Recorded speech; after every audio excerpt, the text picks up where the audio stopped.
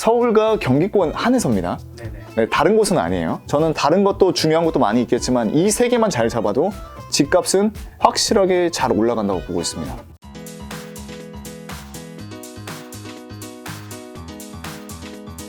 자, 그러면 보유 주택 수에 따라서 아까 뭐 비슷하게 말씀해 주셨지만 한번 정리할게요. 네. 무주택자, 1주택자, 다주택자. 네. 자, 서울 경기 기준으로 했을 때 어떻게 좀 지금 이 상황에 대처해야 될까요?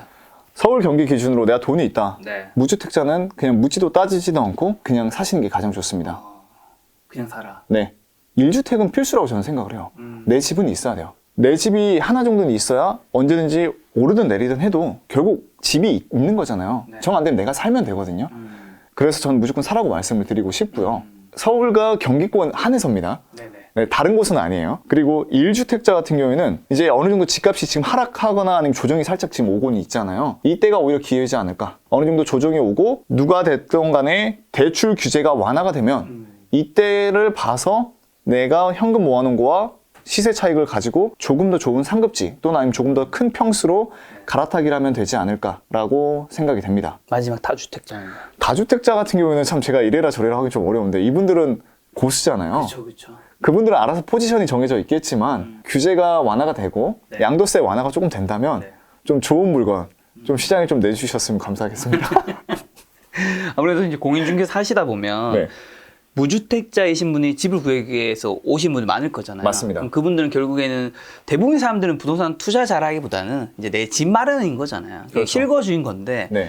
이렇게 많은 어떻게 보면 그게 정답이라는 게 아니라 어쨌든 영상에서 부동산 관련 크리에이터 분야 전문가들도 내 집 마련은 해도 된다 이런 얘기를 많이 하긴 하잖아요. 그렇습니다. 근데도 내 집 마련을 쉽게 하지 못하는 이유는 좀 뭐라고 생각하세요? 첫 번째 가장 큰 문제점이 네. 너무 잘 하려고 하는 것 같아요. 아, 그렇죠. 내 인생의 첫 집이다 보니까 뭔가 샀을 때 많이 올라가기를 바라고 있고요. 그렇죠. 또 실패하지 않기를 바라고 있다 보니까 이 두 마리 토끼를 다 잡으려고 하고 있어요. 네. 그러니까 너무 잘하려고 하다 보니까 그러다 보니까 매수 타이밍도 다 놓치시는 것 같아요. 그렇게 욕심이 많다 보니까 이제 그런 것 같아요. 자꾸 안 좋은 것만 보시는 것 같아요. 집값이 떨어질 거야. 네네. 떨어질 거야. 지금 너무 고평가됐어. 너 지금 사면 호구야.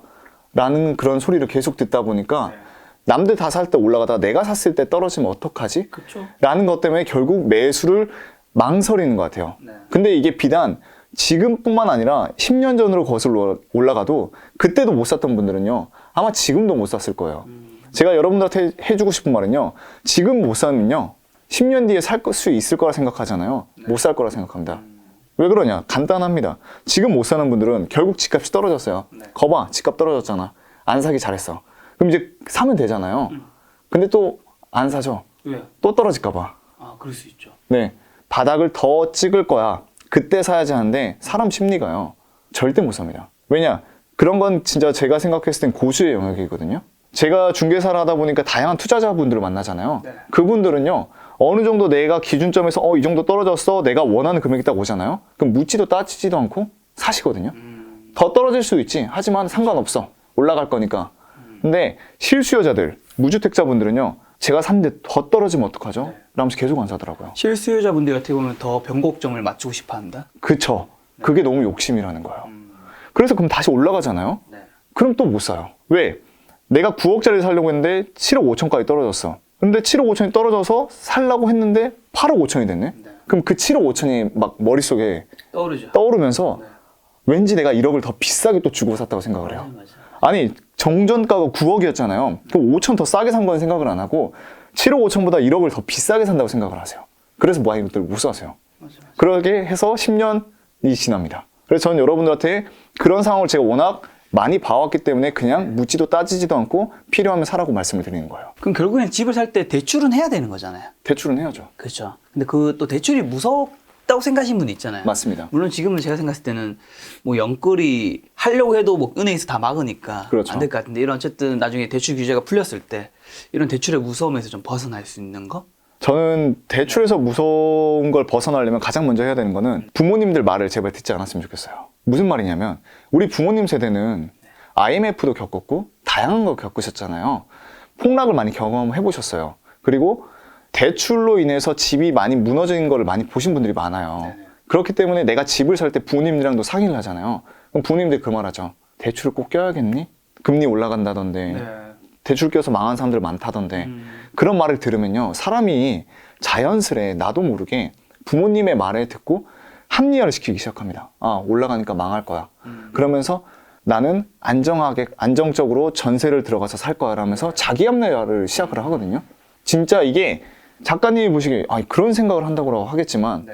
저는 항상 그런 사람들을 많이 보잖아요. 저는 그 생각할 것 같아요. 왜냐하면 부모님은 정말 평생 내 편인 거잖아. 네. 사실 그 공인중개사는 이해관계에 따라서 내 편은 사실 아닐 수도 있는 거잖아요. 그쵸. 그러니까 내 편인 사람의 부모님이 사실 또 부모님 찬스도 좀 도와주고 하니까 들어야 되지 않을까. 그쵸. 근데 저는 그게 너무 안타까워요. 왜냐면 많은 분들이 공인중개사가 이걸로 인해서 돈을 번다고 생각하는 분들도 있지만 또 그렇지 않은 공인중개사들도 있거든요. 아, 이 사람한테 정말 좋은 물건을 소개해줘서 이 사람이 돈을 벌면 내 평생 고객이 되는 거잖아요. 그럼 또 좋은 물건을 내가 왔을 때 이 사람이 날 믿고 계약을 해줄 수도 있고 또 내가 그 사람을 계약시켰기 때문에 그 물건이 내 전속 물건이 될 수도 있는 거고 그럼 평생 고객이 될 수 있는 거거든요.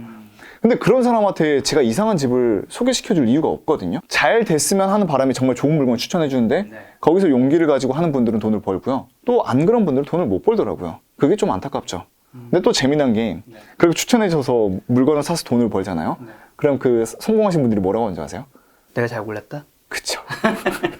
공인중개사가 추천해준 건 생각 안 하시고 네. 어차피 내가 잘났어. 네. 내가 선택했기 때문이야. 그렇게도 말씀 많이 아까 제가 하시죠. 드린 메시지가 이어지는 겁니다. 네. 결국 개인이 책임을 지기 그쵸. 때문에 최종 의사결정은 그분이 하시기 때문에 맞습니다. 그래서 저는 여러분들한테 얘기해 주고 싶은 건 투자하는 데 있어 대출을 받는 게 참 쉬운 건 아니에요. 네네. 그래서 요즘 주변에서 영끌에서 살아라고 하지만 영끌이 정말 무서우면 우리가 금리가 지금 3%인데 4%, 5%까지 올라간다 했을 때 내가 감당이 가능한지를 한번 시뮬레이션을 돌려보라는 겁니다. 그래서 감당이 가능한지 안 한지 만약에 내가 어려울 것 같다 그럼 영끌은 하지 마시고 한 70% 정도만 대출을 받고 그 리스크 테이킹을 정확하게 하라는 거죠. 그래서 한 6%까지도 올라가는데 내가 감당이 가능한 대출선이 있을 거예요. 그러면 그 정도는 해라. 근데 넘어간다 그러면 안 하는 게 좋다라는 겁니다. 그러면 내가 대출 이자가 올라가더라도 적어도 망할 일은 없다라는 거예요. 적정한 지점을 찾아서 그쵸. 그 적정한 지점은 어느 정도냐? 내가 계산을 해보라는 거예요. 그쵸. 왜? 내가 대출하기 때문에. 그렇죠. 네. 그걸 갚을 수 있는지 없는지도 본인이 알 수밖에 없는 거니까. 그럼요. 자, 그러면 이제 공인중개사 서울에서 하시면서 서울 경기도에서 좀 뭐 좋은 지역 말고 사실 그건 다 아시니까 뭐 그렇죠. 상급지 뭐 순위도 다 있으니까 사실 저평가된 지역 네. 어디 좀 보고 계세요? 조금 많이 올라가긴 했는데 개인적으로 좋아하는 지역은 인천을 되게 좋아했었고요. 인천. 네. 저도 공부하면서 알게 된 건데 2021년에 인천이 집값이 제일 많이 올라갔다고 하더라고요. 그래서 인천에 투자한 분들이 돈을 엄청 벌었다고 하더라고요. 네. 그래서 제가 인천을 막상 가보니까 진짜 그럴 만한 곳이었구나라는 걸 제가 느끼고 있어요. 왜 그러냐면 생각보다 인천이 되게 구도심들이 너무 많더라고요. 네네. 그래서 여기다 투자를 하면 우리가 돈을 벌었겠구나라는 걸 제가 느끼면서 깨달았던 게 뭐냐면 당장 우리가 투자를 할 때 뭔가 화려한 도시만 보고 있거든요. 네네. 근데 제가 말씀드리고 싶은 건 뭐냐면 경기도에서 분명히 직주 근접도 뛰어나고 계속 발전이 돼야 되는데 생각보다 동네가 낙후돼 있다. 그런데 인근 지역보다 여기가 집값이 더 싸다. 그러면 그 지역을 한번 관심 가지고 공부를 해보는 게 저는 좋다고 생각합니다.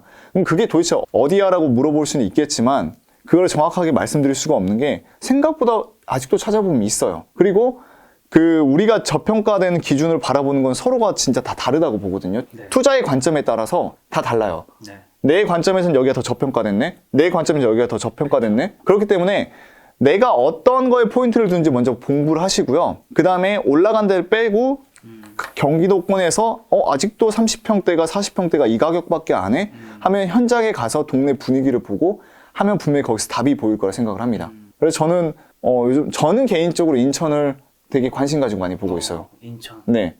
왜냐면 서울도 가까운데 네. 되게 구도심들이 많고 네. 아직도 별로 안 오른 데가 많네. 그래서 내가 내 돈으로 살 수 있는 데가 어디가 있을지를 한번 지금 보고 있습니다. 그럼 이런 걸 찾아볼 때 사실 결국 좋은 입지 찾는 거잖아요. 그렇죠. 공인중개사를 하신 대표님은 좋은 입지 선택하는 기준 뭐 어떤 게 있을까요? 입지를 가장 네. 보는 건요. 첫 번째는 저는 그거 같아요. 직장 출퇴근 거리. 직주 근접. 그쵸. 직주 근접이라고 하잖아요. 얼마나 내가 직장에서 출퇴근을 잘 할 수 있냐 없냐. 그걸 보다 보면 결국 그 다음으로 보이는 게 교통이거든요. 교통. 그렇죠. 교통이 잘 되어 있냐 안 되어 있냐. 지금은 당장은 안 되어 있더라도 네. 여기에 좋은 도로가 깔릴 수 있냐 없냐를 보고 있습니다. 네. 그 다음에 제가 그 집을 사게 되면 들어가게 될 수도 있잖아요. 그럼 이제 내 애가 나오잖아요.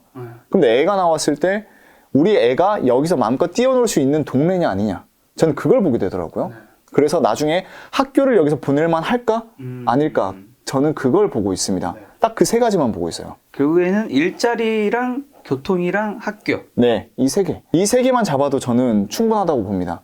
저는 다른 것도 중요한 것도 많이 있겠지만 이 세 개만 잘 잡아도 집값은 확실하게 잘 올라간다고 보고 있습니다.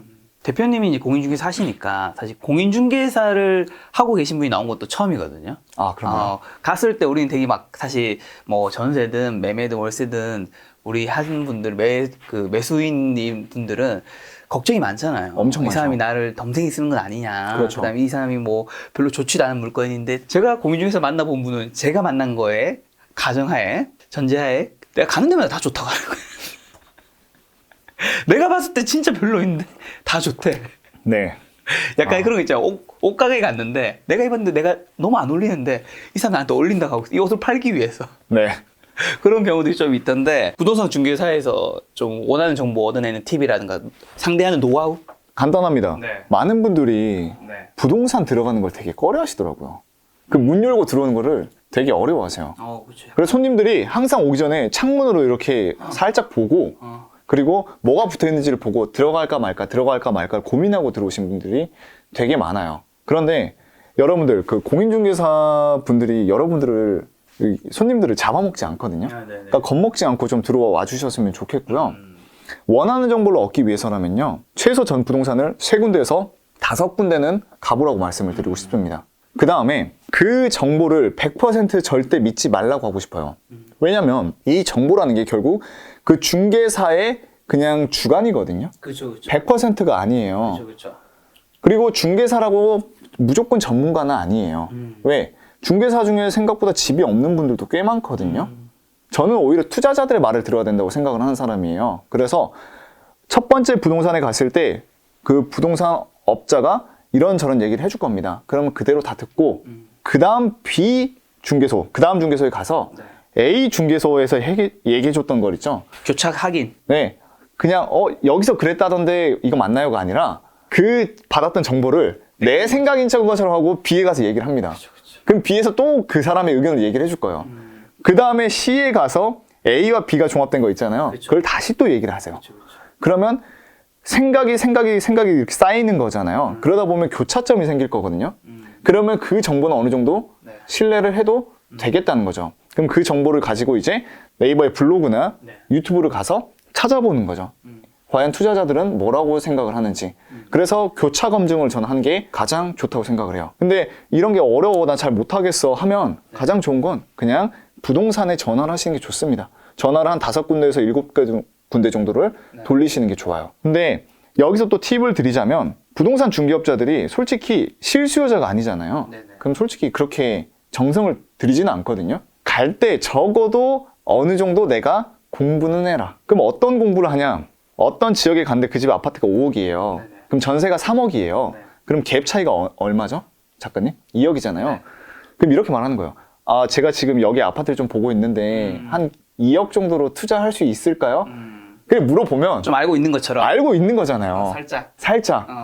그러면 이제 중개사들이 이 사람은 좀 공부를 했구나. 모르는 척 하면 눈티 방티 될 수 있으니까. 눈팅이 밤팅이를 떠나서 설명 언제 해줘? 바쁘면 그냥 대충 얘기해 주는 거죠. 그래서 적어도 갭 정도 아니면 적어도 내가 사고 싶은 평수대의 그 매매가가 얼마인지는 보고 가셔라. 이런 식으로 가야 얘기가 나온다라는 걸 말씀을 드리고 싶어요. 자, 그럼 부동산 거래할 때 이게 월세든 전세든 매매든 자칫 잘못하면 내 돈을 날리는 경우들이 있고 이게 또 사기를 쳐서 뉴스에 나오는 경우도 우리가 볼 때 있잖아요. 특히 전세 같은 경우. 우리가 지금 부동산 거래할 때 내 돈 지키기 위해서 꼭 알아야 되는 거. 뭐 일단 월세부터 한다면 뭐 위험한 거 있을까? 월세는 사실 위험이 좀 적긴 하죠. 월세는요, 이런 말씀드리면 좀 죄송한데, 실질적으로 세입자들이 피해를 입을 일이 거의 없고요. 그렇죠. 오히려 임대인들이 더 스트레스 많이 받는 게 월세예요. 뭐 안에 집에 에어컨이라든가 뭐 부스를 간다든가. 그런 것도 있지만 세입자가 월세를 못 내는 순간 그 리스크나 스트레스는 임대인이 다 떠안거든요. 그렇기 때문에 생각보다 월세로 우리가 임차인들이 피해 입을 거는 별로 없다. 하지만 이제 전세라면 네. 좀 말이 달라지죠. 달라지죠. 네. 뭐 아파트 전세 같은 경우에는 거의 경매로 넘어간 일이 사례가 거의 없고 또 워낙 상승장이기도 했기 때문에 뭐 크게 문제될 건 없는데요. 이게 빌라나 이제 오피스텔 이쪽으로 넘으면 생각보다 문제가 많이 발생합니다. 최근에 그 오피스텔이나 빌라 전세 사기가 진짜 너무 많이 일어나고 있거든요. 그래서 이게 투자 얘기는 아니지만 제가 꼭 시청자분들이 알았으면 하는 게 서울의 강서구만 가도 깡통 빌라가 지금 10명 중에 8개가 깡통 빌라라고 해요. 딱 깡통 빌라가 뭔지 모르시는 분 계실 텐데. 깡통 빌라가 뭐냐면 내가 빌라를 하나 가지고 있습니다. 네. 빌라는 솔직히 아파트처럼 이게 얼마인지 지표가 정확히 안 나와 있잖아요. 아파트보다는. 그래서 내가 이걸 2억에 팔고 싶어. 하지만 이게 2억의 가치가 있는지 없는지는 매수자가 잘 몰라요. 그래서 잘 안 팔리는 경우가 많은데 이걸 요즘 어떤 식으로 하냐면 부동산 이제 업자들이 붙습니다. 그래서 여기를 전세를 뭐 2억 5천에 맞춥니다. 그러면 매매가는 2억인데 전세가 2억 5천이 돼요. 네네. 그러면서 이거를 어디 노숙자나 네네. 명의가 명확하지 않은 사람들을 데리고 와버리는 경우가 있어요. 네. 그래서 그거를 안 놔버리는 거죠. 그래서 전세를 2억 5천에 맞추고 매매가를 2억 5천에 해서 그 노숙자 같은 사람들을 데리고 와서 2억 5천에 팔아버립니다. 그러면 5천만 원 차익이 남기잖아요. 네. 그거는 이제 그 팔았던 부동산 업자가 다 가져가는 거죠.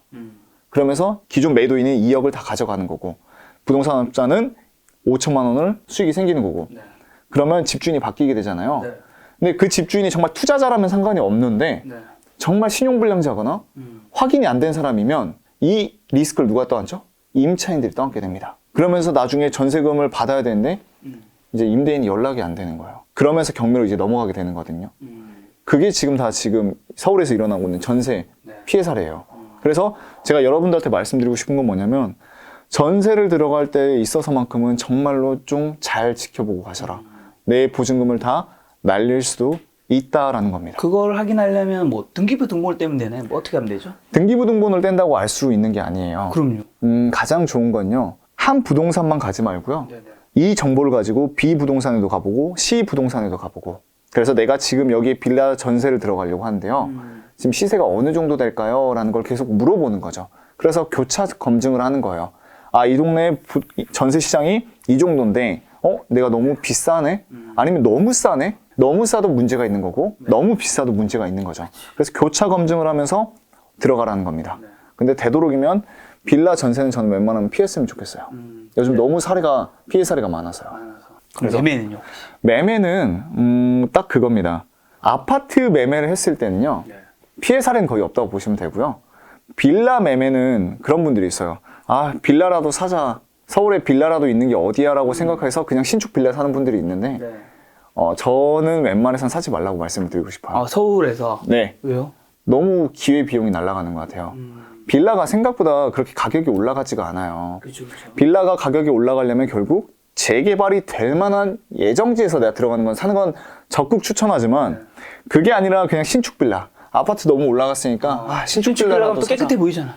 그렇게 샀다가 남들 다 1, 2억씩 시세 차익 생길 때 자기는 집값 올라가지도 않고 그냥 그대로인 분들이 생각보다 많거든요. 그래서 저는 빌라는 웬만해서는 사지 않았으면 좋겠다라고 말씀을 좀 드리고 싶어요. 그리고 또 이런 분들이 있어요. 네. 제가 최근에 제 아는 유튜버 분들이 예전에 영상에서도 언급한 적이 있는데 실제로 그런 사례가 있더라고요. 부동산 유튜버에게 컨설팅 받는다고 해서 컨설팅을 받아서 추천받아서 샀어. 근데 그게 알고 보니까 아파트라고는 되어 있지만 이름만 아파트지 실제 아파트가 아닌 그 오피스텔하고 약간 아파트 섞어놓은 그 한 동짜리 그런 거 있죠. 네네네. 그런 거 사는 분들이 꽤 있더라고요. 근데 그런 건 시세가 안 올라가요. 그러니까 이름이 아파트니까 이것도 올라가겠지라고 생각하는데 그런 거는 올라가지 않으니까 이게 오피스텔인지 아파트인지 정확하게 좀 보고 사셨으면 좋겠어요.